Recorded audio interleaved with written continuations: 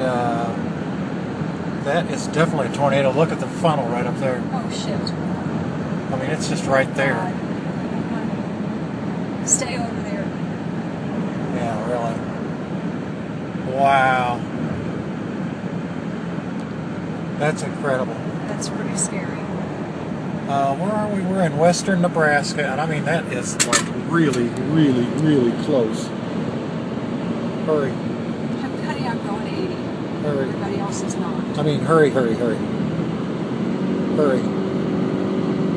It's kind of coming back this way. It's really coming this way. Holy crap. Well, you just, I mean, we're within 100 yards of it. Holy smokes. I put on my flashers if I can. It's alright, we passed it.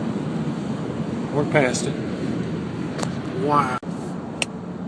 It just crossed the interstate that we just went past. I was just looking out the rearview mirror. There it goes. We just made it. Boy, it's really getting big now. Oh, honey. It like Keep those people safe. it really hit something back there.